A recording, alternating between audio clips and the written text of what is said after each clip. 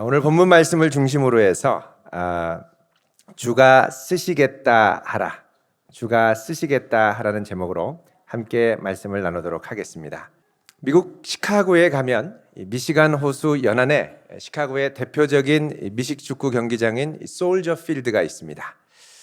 1924년에 전쟁에 참여했던 군사들을 기념하기 위해서 건립된 이 솔저 필드는 2003년도에 대대적인 리모델링을 거쳐서 이제 관중석만 무려 6만 1,500석을 자랑하는 대규모 경기장이 되었습니다. 이 안에 들어가 보면 이 어마어마하게 큰 규모의 이 공연장, 경기장 안에 어떻게 사람들이 다 찰까 싶은 생각이 듭니다. 그런데 이 공간을 가득 채우고도 남은 이벤트가 올해 5월에 있었습니다. 그것은 바로 BTS, 방탄소년단의 미주 순회 공연이었습니다.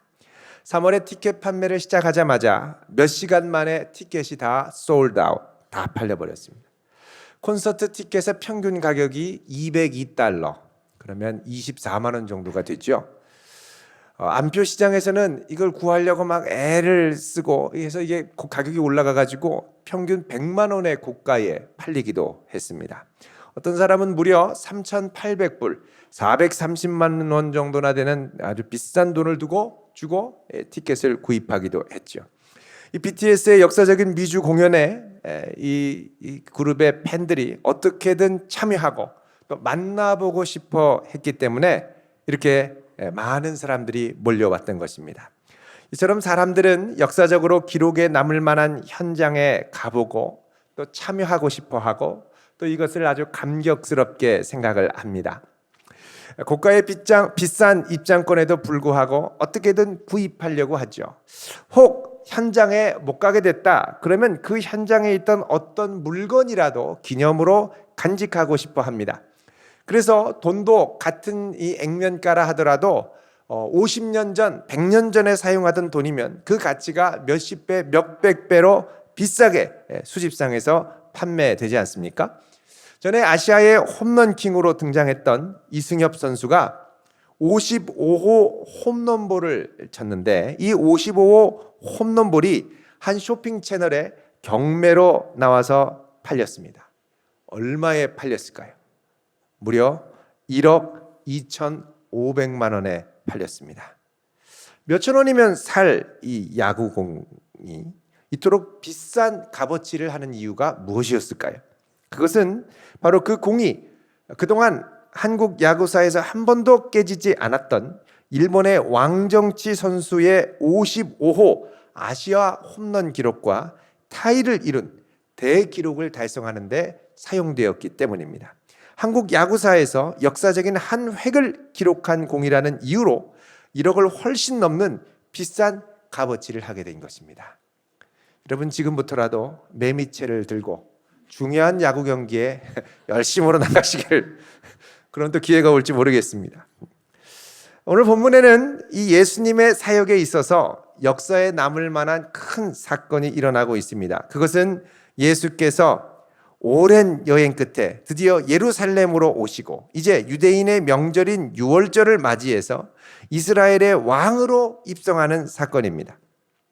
유월절은 이스라엘 최대 명절 중 하나입니다. 이날은 이스라엘이 애굽으로부터 탈출하기 이전에 하나님께서 애굽에게 마지막으로 내리셨던 10번째 재앙, 곧 장자를 쳤던 날을 기념하는 절기죠. 죽음의 사자가 애굽을 돌아다니며 애굽의 모든 가정의 장자, 첫째를 치러 돌아다닐 때 이스라엘 백성들은 미리 하나님의 지시하심을 받아서 양의 피를 집 문설주에 발랐습니다. 그래서 죽음의 사신이 지나갈 때 이걸 보고 그냥 건너가도록 하였죠. 그래서 그냥 담을 넘어갔다. 그래서 유월절입니다. 이스라엘 백성들은 해마다 이 유월절에 참여하며 하나님께서 능력과 권능으로 자신들을 억압과 압제로부터 해방된 것을 감사하며 기념했습니다.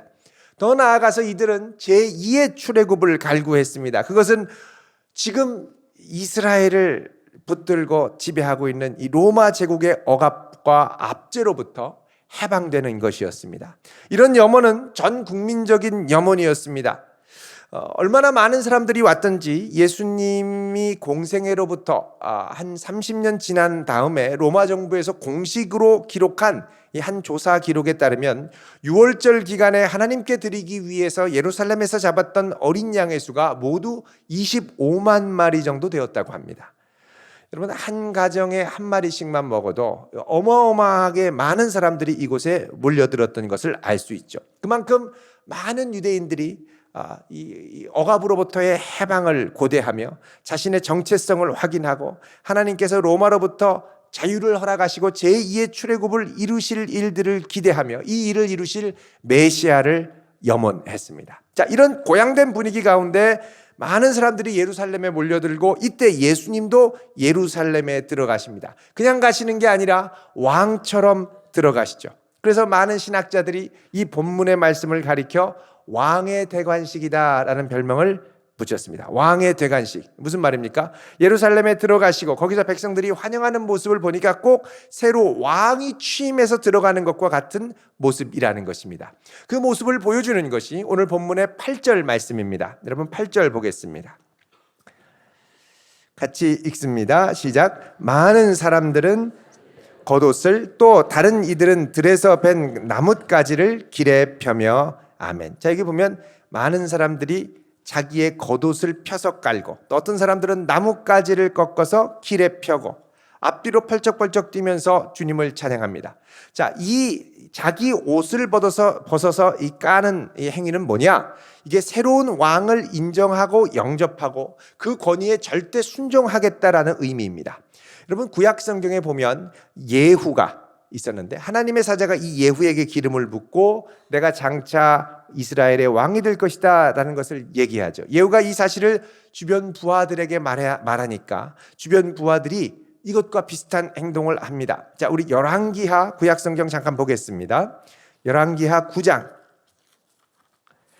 12절에서 13절 중반 이후에 이르기를부터 시작이 됩니다. 이르기를 여호와의 말씀이 내가 내게 기름을 부어 이스라엘 왕으로 삼는다 하셨다 하더라. 이렇게 얘기를 하니까 13절 같이 읽습니다. 시작.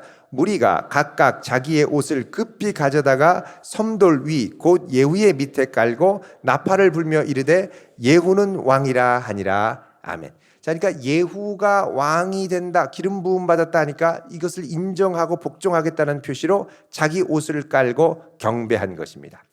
또 나뭇가지를 꺾어서 길에 편 것은 예수님 시대 이전에 마카비라고 하는 사람이 유다 마카비가 혁명을 통해서 유대의 독립을 실현하게 되고 그가 마침내 이 시리아 제국을 몰아내고 예루살렘에 들어와서 성전을 정화할 때 많은 백성들이 나뭇가지, 종려나무 가지를 꺾고 그를 환영했던 일을 상기시키게 됩니다.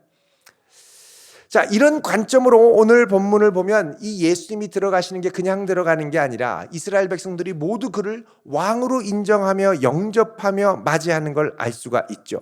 자, 그 다음에 이어지는 찬송은 다음과 같습니다. 우리 9절 10절 같이 읽습니다. 시작. 앞에서 가고 뒤에서 따르는 자들이 소리 지르되 호산나 찬송하리로다. 주의 이름으로 오시는 이여 찬송하리로다. 오는 우리 조상 다윗의 나라여 가장 높은 곳에서 호산나 하더라. 아멘. 자, 여기 호산나라고 찬양합니다. 지금 우리를 구원하소서라는 의미죠. 이것은 이스라엘 백성들이 예수님을 메시아로 환영하고 있었음을 보여줍니다. 얼마나 분위기가 뜨거웠던지 온 성이 들썩거렸습니다. 여기 이들의 표현을 보면 오는 우리 조상 다윗의 나라여 10절에 그러죠. 오는 이라는 말은 영어로 하면 coming입니다. coming. 지금 오고 있는 하나님의 나라. 예수님이 앞당기고 계시는 하나님의 나라여 이런 뜻이죠. 자, 그야말로 예수님이 예루살렘의 모든 백성에게 메시아로 인정받으며 들어가는 엄청난 일이 벌어지고 있는 것입니다. 자, 그런데 이 어마어마한 예수님의 예루살렘 성 입성에서 반드시 있어야 할 것이 있습니다. 이게 없으면 도저히 이 왕의 대관식이 이루어지지 않습니다. 바로 나귀입니다. 나귀. 사실 예수님은 그동안 호수를 건널 때를 제외하고 갈릴리 호수를 건널 때를 제외하고 무엇인가를 타고 다니신 적이 없습니다. 예수님 주로 걸어 다니셨죠. 호수를 건널 때만 배를 타시고 배 타는 것도 답답하시면 그냥 물 위를 걸어가셨습니다. 예수님은 항상 거의 걸어 다니셨습니다. 여러분, 예수님을 따라 많이 걸으시길 바랍니다. 차 타고 다니지 마시고 웬만하면 걸어 다니고. 여러분, 예수님이 걸어 다니시다가 늘 이렇게 걸어 다니시다가 오늘 갑자기 뭔가를 타셨습니다. 이거는 이 뭔가를 탔다는 것 자체가 상당히 의미 있는 변화입니다.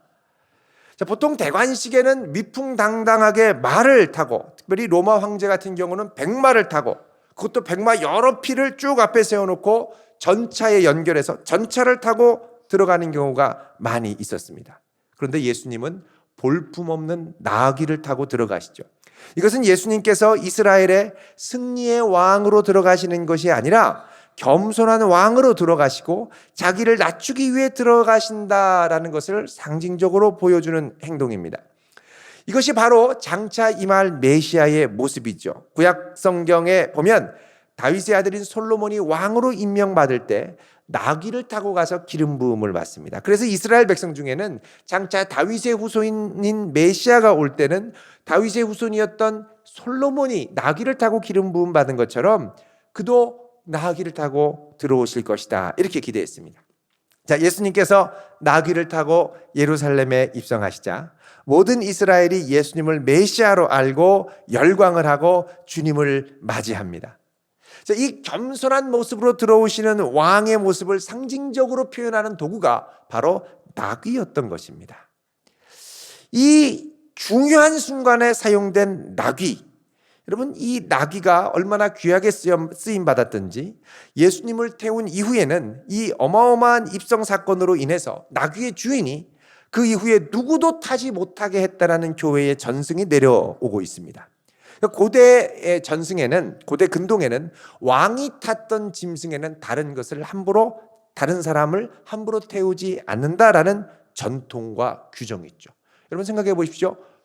이승엽 선수 55호 홈런 친 공, 그거 1억 2,500만 원 주고 경매에서 샀는데 그거 갖고 동네 야구하게 생겼습니까? 그거 잘못해서 시궁창에 빠지면 어떻게 하겠습니까?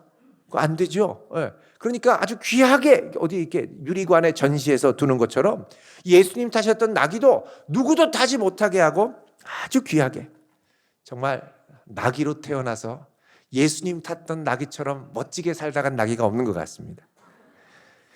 여러분, 당시에 이 나귀는 이제 농사일을 하는데 아주 중요하게 쓰임 받았습니다. 예? 여러분, 그 농가에는 송아지 한 마리도 귀하죠. 소 한 마리가 귀한 자산입니다. 마찬가지로 나귀도 노동력을 제공하는데 아주 중요한 재산이었습니다.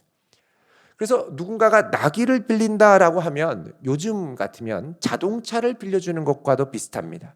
여러분, 누가 와서, 그것도 잘 모르는 사람이 와서 나귀를 좀 빌려주세요, 이렇게 자동차를 빌려주세요 그러면 여러분, 자동차를 이게 선뜻 빌려주겠습니까? 그거 쉽지 않은 일입니다. 여러분, 자동차 빌리기가 어려운 것처럼 그 당시에도 나귀 빌리는 게 쉽지 않았습니다. 낯선 사람한테 빌려주는 게 아니에요.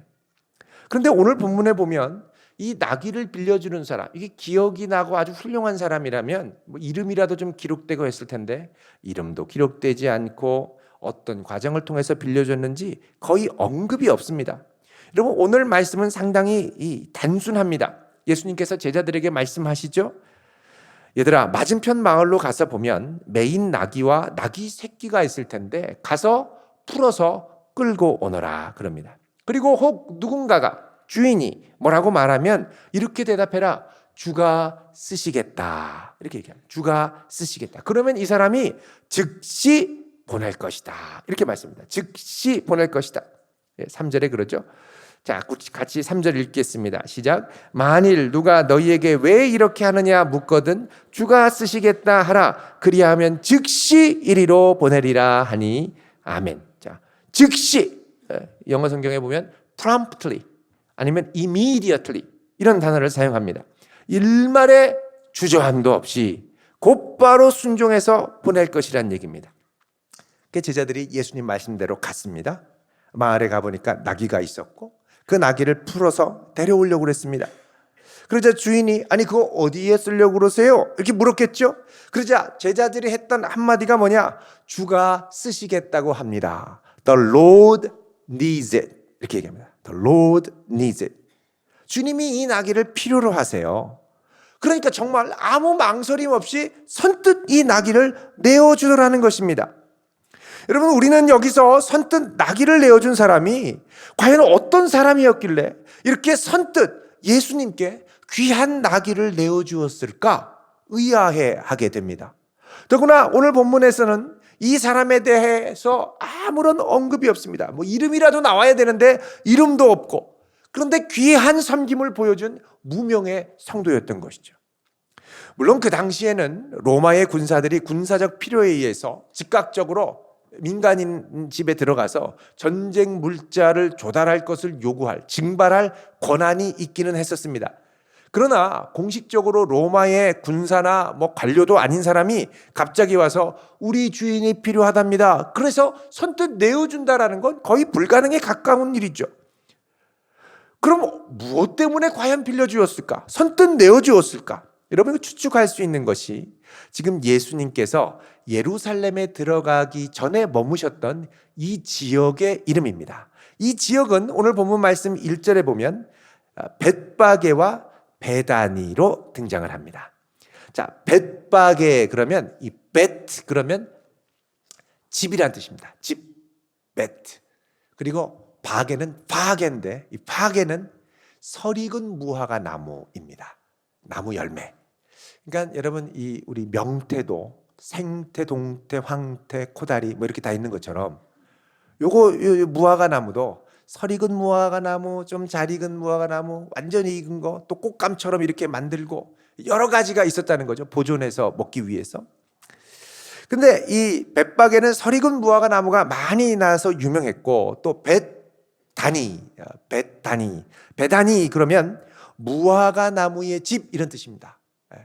그러니까 이 둘 다 무화과 나무가 많이 열리는 동네였던 것이죠. 서로 아주 가까이 있었습니다. 그래서 이 벳바게에서 1.5km 정도 동쪽으로 가면, 맞은편으로 가면 베다니가 있었죠. 그래서 예수님께서 맞은편 마을로 가라 할 때 이 맞은편 마을은 베다니였을 것으로 추정이 됩니다. 여러분, 이 베다니에는 특별히 예수님의 사랑하는 친구들이 많이 머물던 도시입니다. 마리아와 마르다가 여기 있었고요.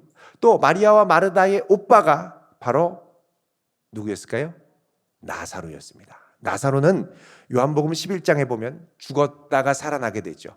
예수님이 십자가 지러 가시기 전에, 예루살렘에 들어가시기 전에 어디에 머물렀느냐면 이 베다니에 머무르셨는데, 이때 마리아와 마르다를 만나고 오빠 나사로가 죽었다는 소식을 듣고 나사로를 살립니다.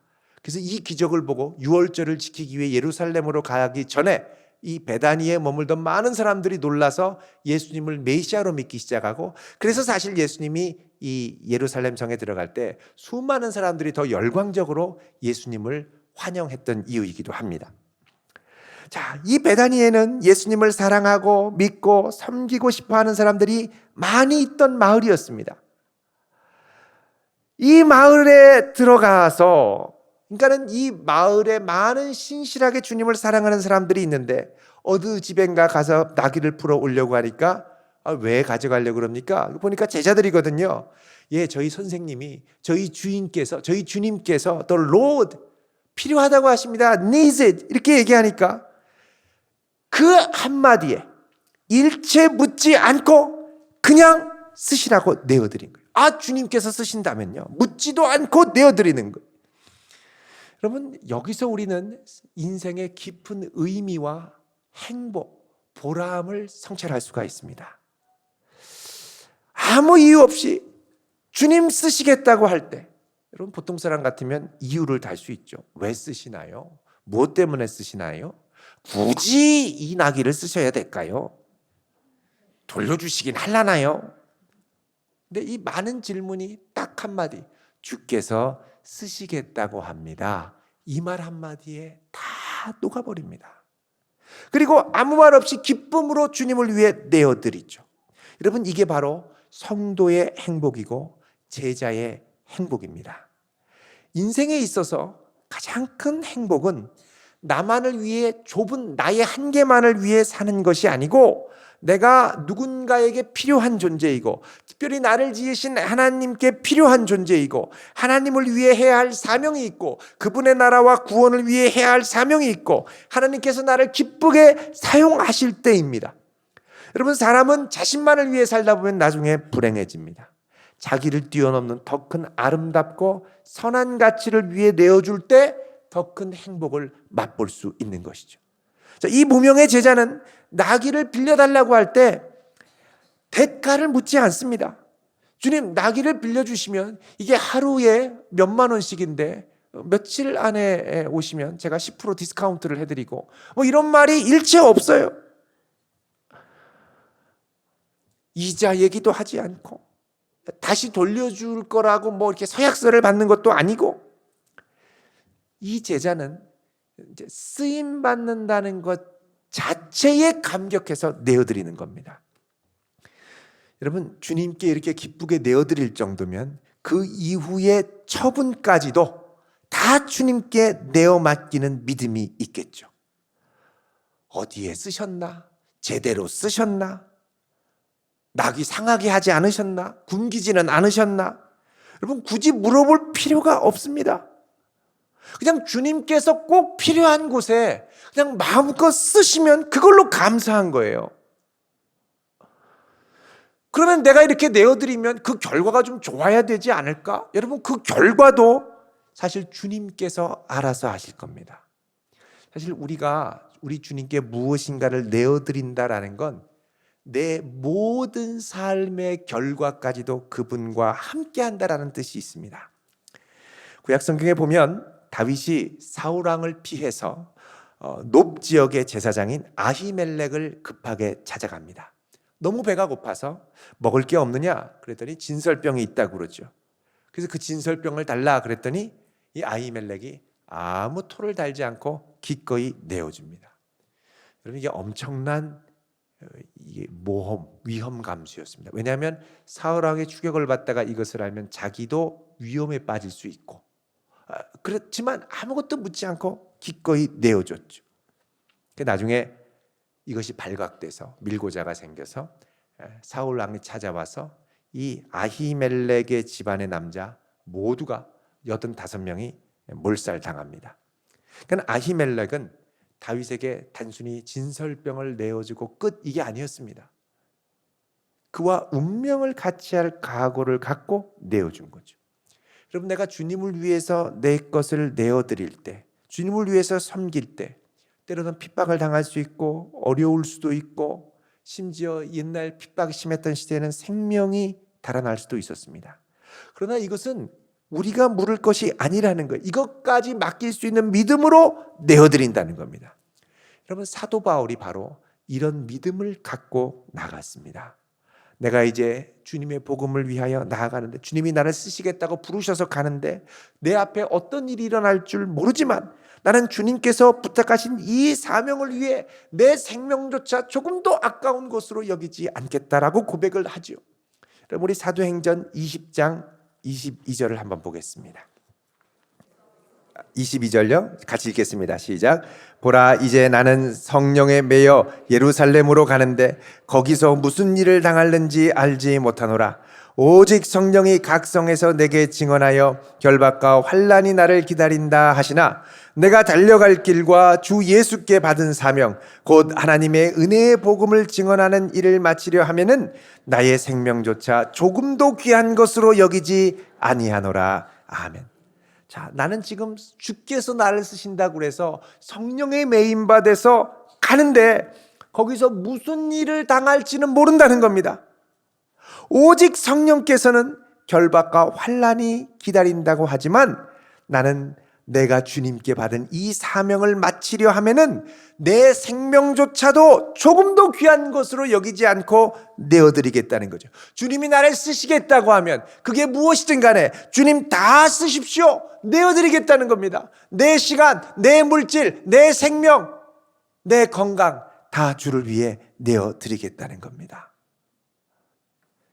여러분, 이런 마음으로 내어드리고 나니까 이 내어드림의 사건이 단순히 그냥 손해보고 내주고 잃어버리고 이런 사건이 아니라 구약에 예언한 하나님의 약속을 성취하는 응답이 되는 사건이 일어납니다.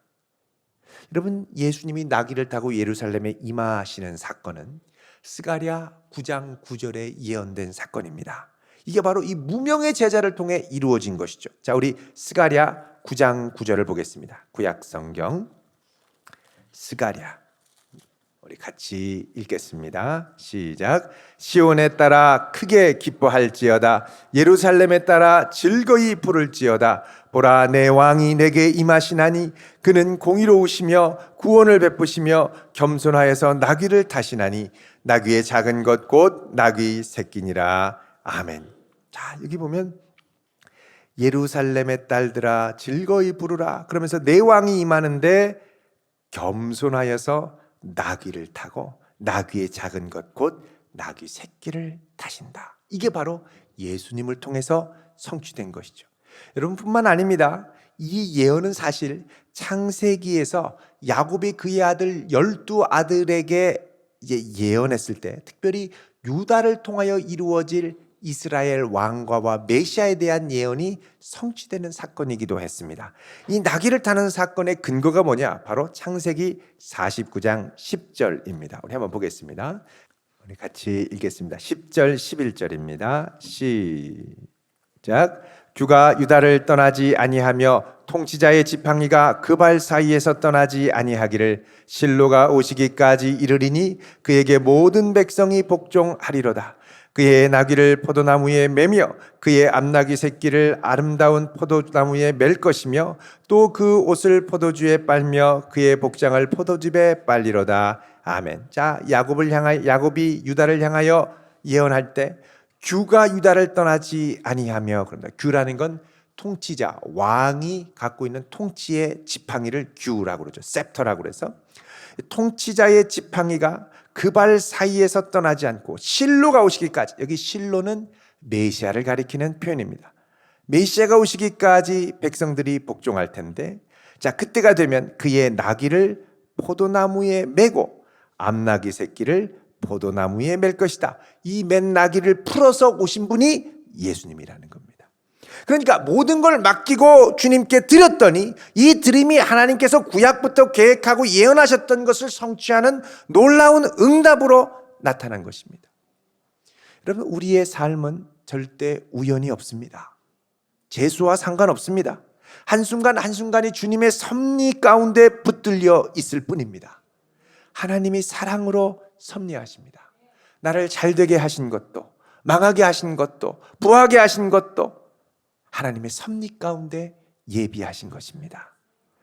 따라서 우리는 때가 되면, 주님께서 우리를 부르실 때가 되면 일만의 주저함도 없이 주여 쓰시옵소서, 나는 주의 것입니다. 내 인생의 열쇠는 오직 주께 있습니다 라고 고백하며 우리의 것을 기쁨으로 드려야 할 것입니다. 잠깐 살다 가는 인생입니다. 그러나 짧은 생 가운데 주께서 우리에게 우리의 것을 좀 쓰자고 부르실 때에 여러분 주저함 없이 내어드릴 수 있기를 바랍니다. 사실 우리가 오늘날 이렇게까지 있게 된 것은 주님께서 이 모든 것을 우리에게 주셨기 때문에 가능했습니다. 따라서 우리는 나의 모든 것, 나의 시간, 나의 건강, 나의 소유, 나의 생명까지 이 모든 게 주님의 것임으로 고백하며 기쁘게 드리기에 힘쓰는 성도들이 되어야 할 것입니다. 하나님께서 오늘 나를 부르시면, 나를 원하시면 여러분 기쁘게 주여 내가 여기 있나이다 쓰시옵소서 내어드릴 수 있기를 바랍니다. 그럴 때에 하나님이 말씀하시고 약속하신 이 귀한 말씀의 응답과 성취가 바로 나의 삶을 통해 나타나는 그런 복된 성도의 삶이 될 줄로 믿습니다. 기도하겠습니다.